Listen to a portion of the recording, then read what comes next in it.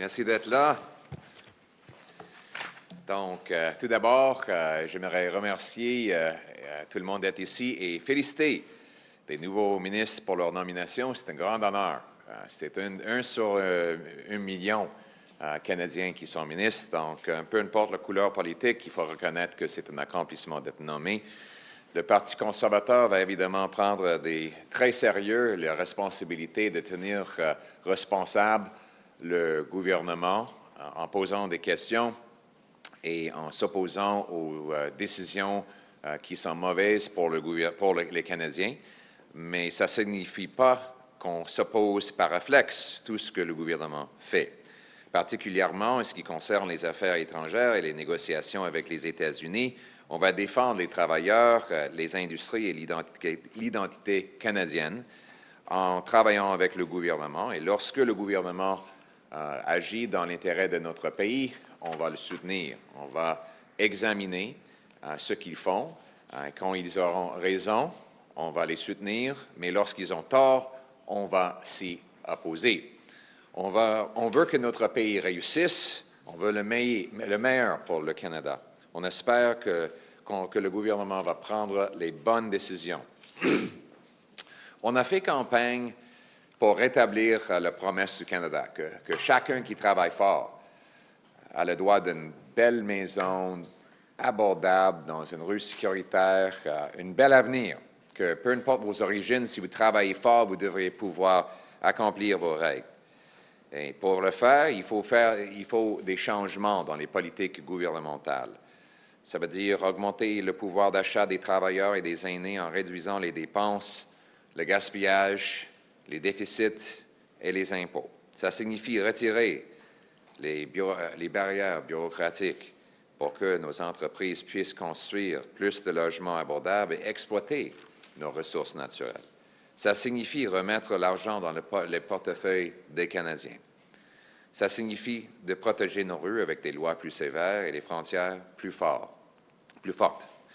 Les Canadiens ne peuvent pas continuer avec les mêmes politiques libérales qui ont empêché nos jeunes d'avoir accès à la propriété, qui ont gonflé le prix de nourriture 37 % plus rapidement ici au Canada qu'aux États-Unis, qui ont fait grimper la criminalité à travers le Canada. Lors de sa première conférence de presse, M. Carney a tenu des discours convaincants sur certains de ces enjeux. Maintenant, c'est le temps de montrer s'il est sérieux. Pour l'instant, on ne peut pas dire que ça commence bien. La première déception vient de son cabinet qui contient des principaux ministres qui étaient avec Justin Trudeau. Il y a Steven Guilbeault, dont le programme écologique radical mettrait fin au développement des ressources naturelles et nous rendrait plus dépendants sur les Américains. Il y a Sean Fraser. Il était le ministre de l'Immigration qui a causé la crise de l'immigration. Ensuite, il était le ministre de Logement qui a causé la crise de logement.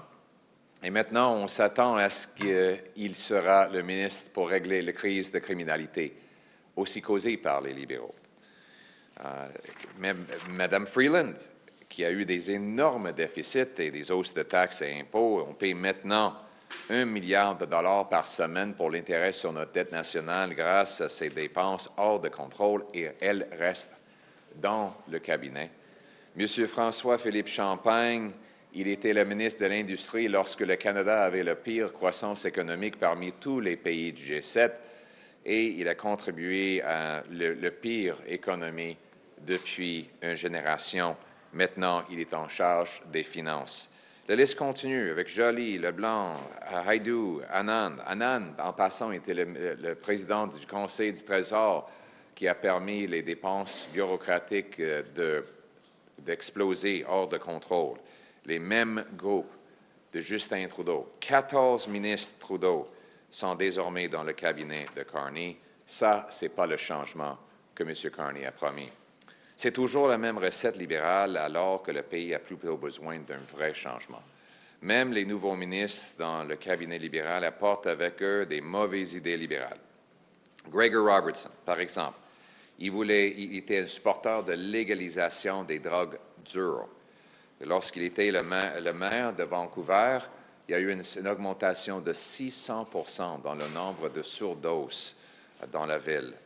En plus, il est maintenant responsable pour les logements. Lorsqu'il était le maire de Vancouver, il a augmenté les taxes sur la construction de logements de 141 %. 141 %. C'est quoi la conséquence? Les prix du logement ont augmenté de 149 % et Vancouver est devenue la ville la plus chère pour l'immobilier en Amérique du Nord. Et maintenant, c'est ce gars-là qui est responsable pour le logement à travers le Canada. Wow! Si ça, c'est le renouveau que M. Carney apporte à son cabinet, malheureusement, les Canadiens ne vont pas voir un vrai changement. Les conservateurs vont continuer d'exiger des solutions aux problèmes qui touchent les Canadiens au quotidien. On va proposer des solutions. Par exemple, on va proposer de régler le problème de logement que les libéraux ont causé.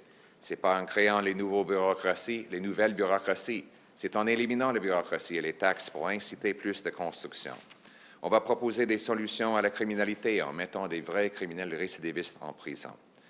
On va mettre fin à la crise des drogues en proposant plus de traitements pour ceux qui ont une dépendance. On va proposer des plafonds fermes sur l'immigration afin de réduire la croissance de la population et permettre le logement, la santé et le marché du travail de rattraper. Il faut que nous continuions de proposer les solutions pour réduire le coût de la vie, c'est-à-dire couper la bureaucratie, les consultants, le BS corporatif et l'aide à l'étranger afin de réduire l'inflation gouvernementale. Et, de plus important, il faut rétablir notre indépendance économique à travers le Canada en abrogeant les lois anti-pipeline et anti-développement comme C-69, éliminant la taxe carbone sur nos industries, permettant des pipelines d'être construits, enlevant le plafond sur la production d'énergie.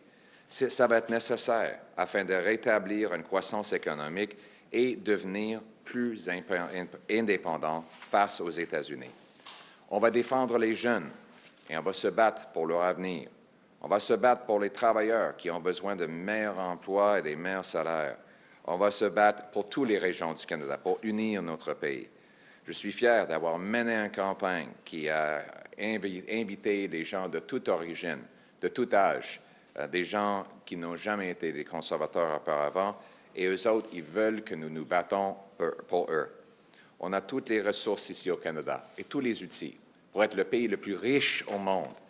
Donc, on peut le faire si on a des bonnes politiques basées sur le gros bon sens. Mais ça ne va pas être possible si on apporte des changements radicaux et rapides comme ont proposé les libéraux. M. Carney doit changer, renverser la direction. Et je pense qu'il peut être à l'écoute. Évidemment, j'ai proposé beaucoup d'idées les derniers 3 ans qui ont été volées, mais ça ne me rend pas amer. En fait, aujourd'hui, je dis à M. Carney, volez mes idées. Je veux que vous voliez mes idées. J'ai gagné le débat sur la taxe carbone, sur l'inflation, sur le logement et sur les drogues, la criminalité, les ressources naturelles. Déjà, j'ai remarqué que les libéraux ont même copié-collé certaines de mes politiques.